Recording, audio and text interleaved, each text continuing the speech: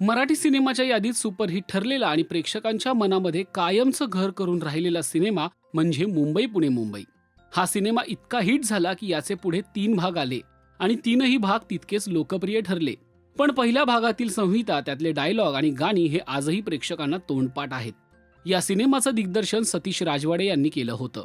हा सिनेमा कसा घडला याची ही एक गंमत आहे, कारण या सिनेमात फक्त 2च मुख्य कलाकार आहेत. शिवाय हा सिनेमा संपूर्ण पुण्याचं दर्शन घडवतो. मुंबई पुणे मुंबईमधील काही सीन बाजारात शूट केले आहेत. यावेळी अनेक लोक स्वप्नील जोशी आणि मुक्ता बर्वे यांना ओळखायचे. अशा वेळी शूट करताना खूप अडचणी आल्या. एक बाई तर स्वप्नीलच्या पाठीमागे अक्षरशः धावत सुटली. असा भन्नाट किस्सा दिग्दर्शक सतीश राजवाडे यांनी अमुक तमुकला दिलेल्या मुलाखतीत सांगितला आहे. राजवाडे म्हणाले, स्वप्नील आणि मुक्ता यांची पुण्यात वेगळीच क्रेज होती. अशात आम्ही मार्केटमध्ये शूट करायचं ठरवलं. मार्केटमध्ये असलेल्या गर्दीला आपल्यासोबत स्वप्नील आणि मुक्ता आहेत हे कळायला जवळपास 40 सेकंद लागायचे.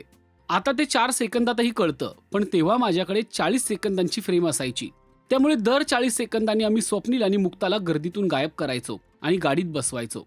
आणि मग त्यानंतर 1 तासभर चर्चा चालायची. अरे, स्वप्नील आणि मुक्ता इथेच तर होते. मग 1 तासांनी तिकडची माणसं जायची आणि मार्केटमध्ये नवीन माणसं यायची, ज्यांना काहीच माहीत नसायचं. मग 1 तासांनी आम्ही त्यांना परत बाहेर काढायचो आणि परत तो शॉट घ्यायचो. असं करत करत आम्ही हा सिनेमा कॅन्डिडपणे शूट केलाय. अशातच एक किस्सा घडला. त्याच बाजारातून जात असताना स्वप्नील जोशीच्या मागे एक स्कार्फ घातलेली बाई लागली.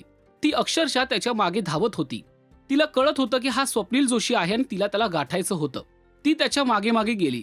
तिने एक पर्समधून पुस्तक काढलं, पेनही काढलं आणि ती रनिंग शॉटमध्ये ऑटोग्राफ मागायला स्वप्नीलपर्यंत पोहोचली. स्वप्नील जोशीनं ते बघितलं आणि त्याच्याही लक्षात आलं. मग त्यानं अच्छा हा पत्ता का, इथून डावीकडे जा म्हणत तिला टाळलं. स्वप्नीलने टाळल्यानंतर आमच्या युनिटमधला एक माणूस त्या बाईला साईडला घेऊन गेलाय आणि हे सगळं कॅप्चर झालंय. ते तुम्ही आजही सिनेमात पाहू शकता. मुंबई पुणे मुंबईचा असा गमतीशीर किस्सा सतीश राजवाडे यांनी सांगितला आहे. लवकरच मुंबई पुणे मुंबई याचा 4था भाग प्रेक्षकांच्या भेटीला येणार आहे. तुम्हाला हा सिनेमा आवडतो का आणि त्यात घडलेला हा किस्सा तुम्हाला कसा वाटला ते कमेंट करून नक्की सांगा. आणि मराठी सिनेविश्वातील ताज्या अपडेट, बातम्या आणि गॉसिपसाठी सबस्क्राईब करायला विसरू नका. फक्त राजश्री मराठी.